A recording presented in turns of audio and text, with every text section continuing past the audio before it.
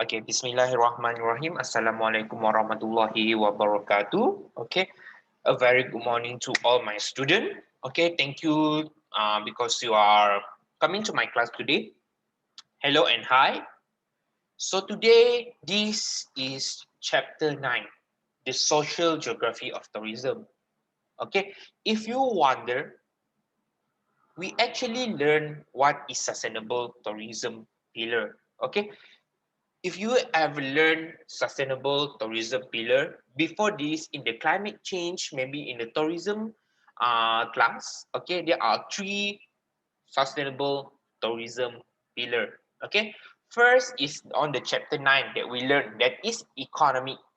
Second is the thing that we learned today, that is social.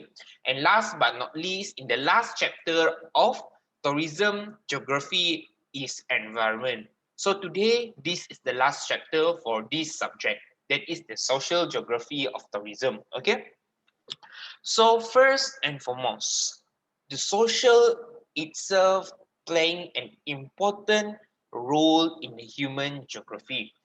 Before this, we learn what is human geography. Right now, we will learn the more detail about the human geography, that is the social geography. Okay, so we will go to the next slide, that is learning outcome. This is just a short slide. This is just a short class. Okay, so do not worry. Okay, there are four learning outcomes for today. First is social benefit of tourism. Second is social cost of tourism. So one is advantages of tourism toward the society itself, the social life. Okay. Second is what is the disadvantage of tourism toward the society. And number three is factor in the social effect. And last but not least is knowledge and education. Okay. Before we go more into this kind of knowledge, okay, we will have to go to introduction. Okay. Because I believe that tak kenal maka tak cinta. So, what is the social geography of tourism itself? Okay, so what is society? What is social? What is social geography? Okay, so we will go one by one. What is social? What is society? What is social geography? So first, we have to learn what is society itself. Okay, society is the type of connection people have with the other. Okay, you as a human, you cannot live alone. Okay, you meant to live in a society. For example, right now, you cannot say that you have a social life and yet you are alone. You are a lonely people. You are not interacting with people. Then we cannot call it as a society. A society, you have to interact with others, with other people. Okay, so society also can be defined as tie between people, either occupying a geography space or connected by network across a space. Okay, so after that we will learn what is social geography. Okay, social geography considers space. Okay, every time we learn what is geography, geography is about location, geography is about a space, geography is about a spatial things. Okay, this kind of thing, when we are talking about social geography, okay, it can be considered as a setting for social interaction. If you in a mountain, how you want to talk with other? Okay, if you in the beach, okay, just like bajau laut live near a beach, okay, in the middle of the beach. So how they interact with each other is changed, is unique. Every place that human live, every location where human live is changed the way how they interact. Okay, so after this I have a video how people in mountain in Turkey communicate with each other because of the location. Okay, how people in the Gunung Ganang, okay, the mountainous area talk. Okay, how people in the laut communicate with each other. Okay, so social geography is a topical branch in human geography. Okay, before this, we also learned about human geography, but we will go more detailed that is social geography. Okay, that encompasses a range of perspective on the relation between society and a space. Okay, just that I said before, for example, how mountainous people talk. Okay, how they communicate each other. Okay, so this is one of the video that I have to you. Okay, so you can see in this video how this Turkish language isn't spoken, it whistle. Okay, so because they live in the mountainous area, they whistle with each other. Okay, so you can see in this video. Is a remote village where some residents speak a special language. They use a special language. This is Kushtili, also known as the bird language. They It use allows a bird language. Okay, how to communicate in the mountainous area? They use a bird language. Okay, so this is the thing that we talk about the social geography.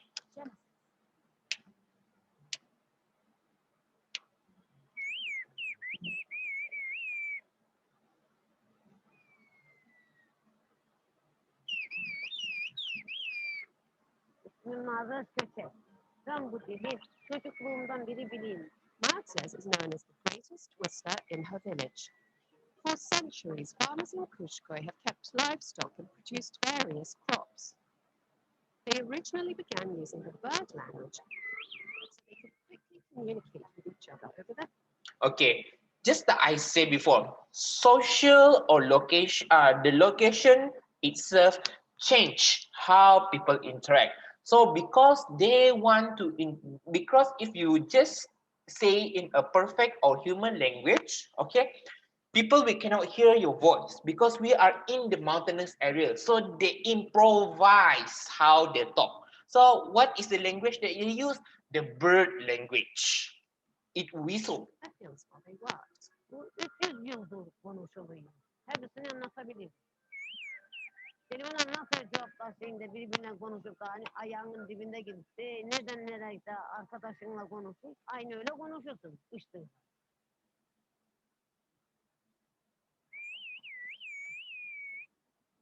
Similar to Morse code, the bird language transforms the full Turkish vocabulary into very pitch frequencies and melodic lines. Parmaktan parmağa değişir. Bu baş parmaklarım kalın çıkardı sesi. Böyle. Küçük parmaklarımın ince olur. Dilden çağırdığımda biraz ince çıkar sesi. İnce ses çıktığında tam uzak mesafeye gitmem. Kalın ses uzak mesafeye. Biraz daha uzağa gittin dersen büyük parmağınla yaparsın. Hani şeyin.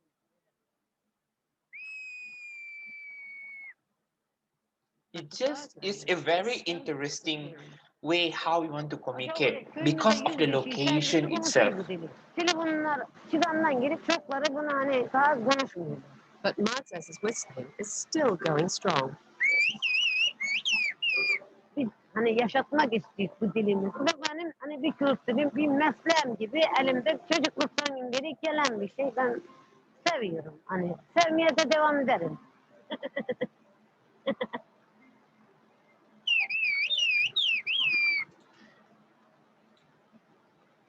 Okay, so we have done with the social geography. Okay, so next we will talk about social benefit of tourism. How tourism itself benefit the local, how the tourism itself contribute to the society. Okay, so actually I have a four benefit of tourism here. Okay, four general. Okay, the first one is increasing community facilities. Okay, tourism itself contribute in the creation of the facilities and infrastructure.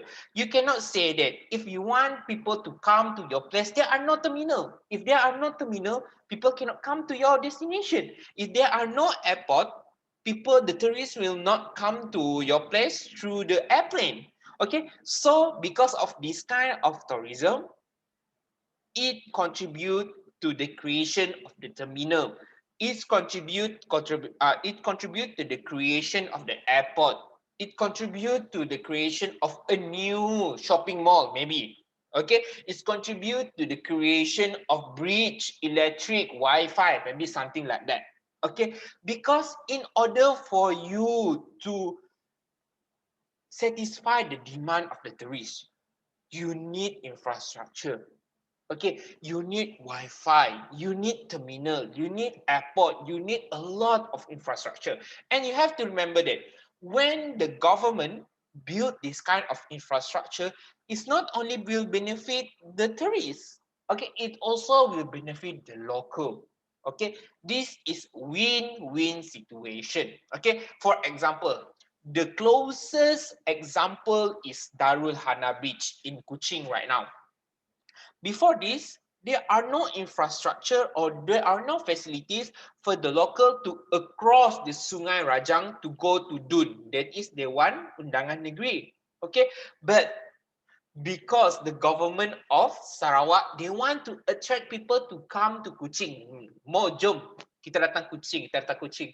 We see the beautiful sceneries of Kuching using this Darul Hana Bridge. Okay, because of the creation of Darul Hana Bridge, it's not only ease, okay, the local to see the beautiful scenery of Kuching, and also it contributes to the tourism in the Kuching itself. Okay, tourism can improve the retail, or retail is actually shopping mall, something like that, restaurant, entertainment option, transportation service, education, and sporting facilities. Okay, for example, sport tourism, something like that. Okay, preservation of cultural heritage. Okay, tourism activity itself encourage conservation of cultural heritage. Okay, for example, right now, Dayang.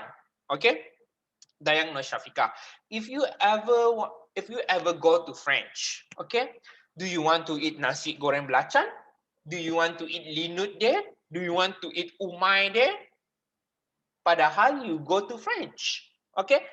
As you have to taste the cheese, you have to taste the baguette, you have to taste the chocolate de pain, okay, the chocolate bun, okay. You don't want to taste something that are not local, okay. That's why the tourism itself want to encourage the preservation of the cultural heritage. The local want to show, oh, this is how we do linut. Linut is something like this, like this, like this. Okay, the tourists also will find, oh, this linut is very nice. This linut is very unique. Okay, people will feel very proud about their food, and they will try to preserve the food itself. Okay, many destinations will make a conservation effort to preserve and protect the local culture for the sake of the tourists. For example, right now, if you ever go to Sarawak Culture Village, okay, Sarawak Culture Village charge people to a foreigner lah, a foreigner they are not local to come to the SCV for 60 ringgit. 60 ringgit is a lot of money. Okay, the 60 ringgit not only contribute to the local, okay, but it also can use as preservation of the heritage itself. By using this money, by using this capital, they can build another Melanau house, Bidayo house, Iban house, something like that. When they build this kind of traditional house, it preserves the cultural heritage. Okay, so the example that I put here in the slide is when tourists visit Beijing, they learn more about the Chinese dynasty. Okay, when you go to the China, you learn about the Chinese dynasty. Okay, thus the cultural heritage will not be forgotten, can still be highlighted during this modern era. Okay, because you still learn about that kind of thing. Okay, strengthening the community, that is benefit number 3. Okay, strengthening the community itself. So this picture, this is Aboriginal people in Pahang, orang asli Pahang. Okay, when I go to Pahang, they show us this orang asli, how they do a fire without manchis match. Okay, they do not using the stone. They use what? They use the friction from the wood on tree bark. Okay, kulit kayu. It's very unique way how they will do a fire.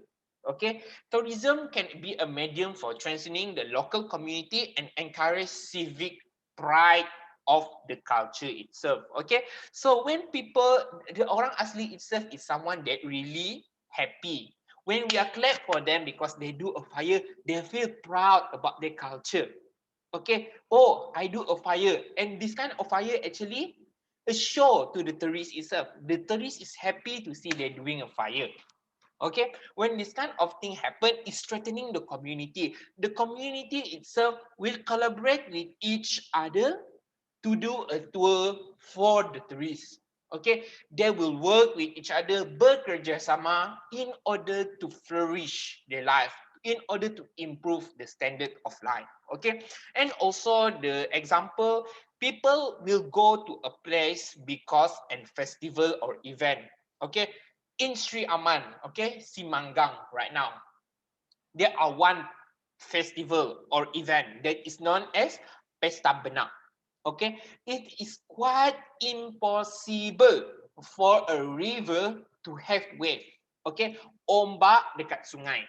Okay, but in Sri Aman Simanggang, okay, every year there are one time where river have the ombak benak. Okay, people say that Pesta Benak. Okay, when you want to do this festival, you cannot do it alone. You have to collaborate with each other. Okay, when you collaborate with each other, when you do a good teamwork, okay, it will strengthening the community. People from Kuching will come, oh, Pesta Benak. Sibu will come to Pesta Benak, and all the people from Senanjung will come to Pesta Benak. Okay, people will be proud about this festival. They want to conserve this festival, and end up it will strengthening the community in Simanggang, that is Sri Aman. Okay, last but not least, the benefit is encourage the learning of new language and skill. This kind of thing is very familiar among the Malaysian. Okay, 1 week go to USA, have a USA accent. Okay, if 1 week go to British, you have a British accent because you're learning. Okay, a new languages, a new accent, a new skill from the tourism destination because you see the culture and you attracted and interested to learn what is the culture. Okay, it is a reason why the tourists will make every effort to learn about the culture and heritage, because the culture and the heritage, the how the people live, how people speak in US, how people speak in British, etiquette, how they speak, very interested, very interesting, very unique, and make the tourist itself want to copy the way how they talk. That's why they encourage of learning of new languages and skill. However, you have to remember that tourism also will bring something negative impact toward the society. For example, most of the example is related to Bali, Indonesia. In Bali, their temple is very sacred. Excuse me, okay. The temple is a suci place for them, tempat yang suci for them. Okay, you are actually forbidden to take picture of the temple in Bali. But however, some of the tourists do not really know about that forbidden things. Okay, instead they will take picture. Okay, that's why the tourism itself bring a lot of negative impact to the society. Okay, first and foremost is loss of traditional value and culture through imitation of visitor behavior. Okay, this kind of thing happen in Bali. Okay, Bali is not an Islamic place. Okay, not an Islamic country, not an Islamic tourism destination, but they believe in their nenek moyang religion. Okay, a very sacred religion, very suci religion. Okay, they have to tutup all the aurat. Okay, although they are not Islam, okay, they have to be fully covered from the knee until the upper body. However, okay, local people start copying the lifestyle of the race. Some of the tourists drink alcohol. Some of the tourists wearing a sexy kind of attire. Okay, this kind of thing is very new to the tourists, and up the tourists, the local people will copy what is the tourist doing. Okay, because sometimes the tourists will bring the alcohol with them. Sometimes the tourists will bring drug with them. And this kind of thing, the local feel very interested to try. Okay, when they try to eat, then it will lose the traditional value. Okay, people will start to mimic how the tourists talk, how the tourists behave, how they are doing. They start to wear a sexy kind of attire.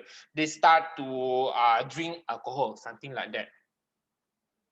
Because of this kind of thing, there are one theory that is culture shock theory to the local. This kind of thing change their lifestyle because of the tourism. Okay, the tourist itself introduce something new to the local. Okay, number two is disrespect towards the local tradition. Okay, just like I said before, the Bali temple is a sacred place for them, but some of the tourists is ignorant, some of the tourists is careless, some of the tourists fail to respect the local culture.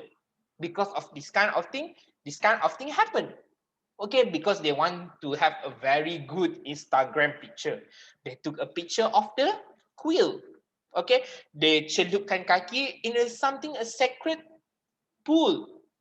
Okay, because of this kind of thing, it irritate the local. This tourist is very annoying. They do not respect our local culture. Okay, what do you feel when someone wearing a sexy attire go to mosque, go to our masjid? We will feel very angry because they are not respecting our culture. This kind of thing is happen in Bali, very famous. Okay, this also happen in Sabah. Okay, where there are China people, they come to Sabah and they're wearing a sexy attire and dance in front of masjid, mosque. Okay, and the people in Sabah very angry and they saman the people, the tourists itself. Okay, and last but not least, what is the social cost of tourism? Increase in the crime rate. Okay, you have to know that the tourists that come to a place is not a poor tourist. You cannot travel if you are poor. You have to bring a lot of money. Okay, when the local know that the tourists have a lot of money, so they target the tourists to rompak their money. Okay, because they know that the tourists will always wear expensive jewelry, always use a very high-tech camera, okay, very expensive iPhone. Okay, and because of this, people think that the tourist is easy money for them to get, so they curi something from the people itself. Okay, when this kind of thing happen, it increase the crime rate. Okay, and also it's not only about the crime rate, it's also due to the anti-social activities, something that are negative. For example, prostitute, sex tourism also increase because of the tourism. Okay, number two is maybe alcohol. Okay, alcohol and drug abuse. Okay, also a crime that may happen because of the tourism. Okay, so next is factor in the social effect. Okay, in this is the very interesting picture. Okay, you can see that although they are Indian, okay, they wear kebaya. Okay, kebaya nyonya. Okay, this actually known as chiti. Okay, if Malay and Chinese is getting married and they in Malacca, they're known as nyonya, baba and nyonya. Okay, if Indian and Malay get married in Malacca, they are known as chiti. Okay, chiti actually a mix between Malay and Indian. They talk in Malay, both Malay and Indian, but they are very extinct right now in Malaysia. Okay, in Malacca, and Penang only the place where you can see these social people that is known as Chiti, okay, and also being recognized as UNESCO, okay, as a extinct people, okay, that is known as Chiti, okay. So that is a few knowledge for you, okay. Factor in social effect, okay. What is the factor that affect this kind of social of tourism, okay? Some of the society will have a negative impact more. Some of the society will have the positive effect more. So what is the factor behind of all these kind of things? Okay, so first and foremost, the type of tourist a destination receive. Okay, if the tourist is the people who are good, respect the culture, then the social effect will be positive. Okay, if the type of tourist of destination received is not really positive, not really good, disrespect the culture, okay, being ignorant, careless, then the social negative impact of the society will increase. Number two is the quantity of the tourists. Okay, there are two quantity of the tourists, mass tourists and also target kind of tourists. There are small tourists. Okay, for the mass tourists, it will give more impact because there are more people that come to your place, and for sure, the impact, the higher the number of the tourists, the higher the impact toward a destination. Okay. Number three is the capability of the destination to handle these tourists, or known as carrying capacity. Okay. The bigger the place, the higher the carrying capacity of a destination.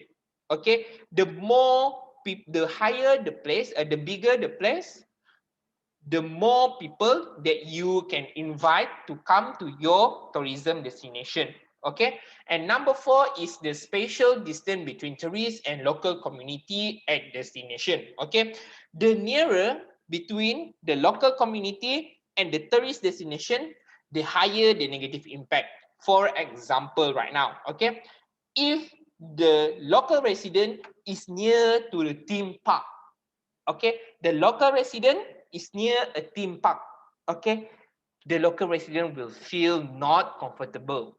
Why? First is noisy, very noisy, something like that. Second is light pollution. Meanwhile, you are sleeping in the bed right now, and some at 12 o'clock, oh, there are a very bright light, and the kind of thing will affect your sleep pattern. That kind of thing will make you feel very annoying, irritate you. Okay, so the nearer between you and the tourism destination or tourism attraction, the higher and the negative the effect of the social. Number five is the type of interaction that take place between tourists and local people. Okay, so we will learn what is the type of interaction. Okay, there are three types of interaction. First interaction, second interaction, and third interaction. That is first category, second category, and third category.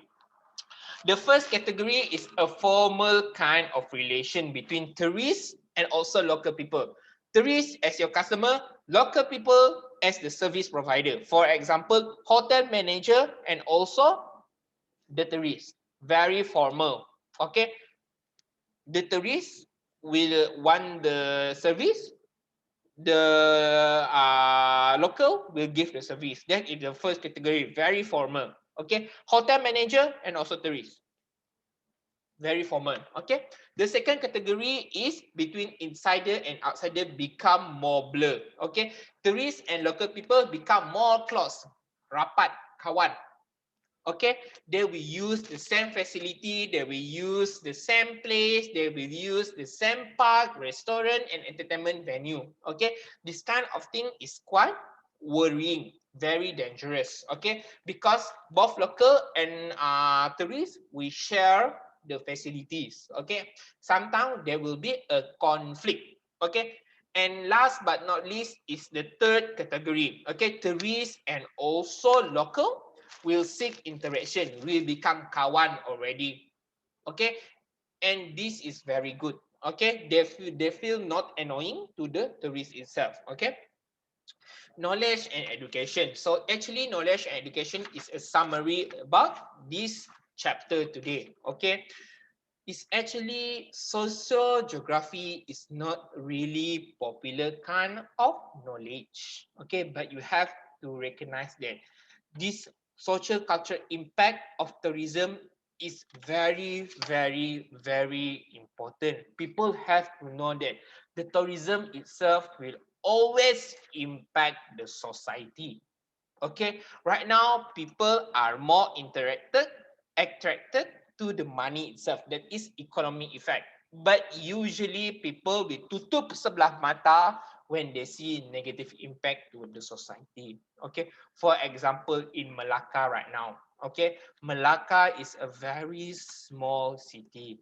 Okay, actually in the Melaka Tengah itself, they are full of resident people. But when you ever go to Melaka, the A Famosa and also Jonker Walk is very, very near. This kind of thing will make the local resident very annoying because during the day, during the night, the tourists will come. Okay, when the tourists will come, how they live is being dikacau, disturbed by the tourist itself. Okay, so I think that's all from me. Thank you so much, okay, for participating in my class, although you are alone. Okay, so I hope that you understand all my input. And do you have any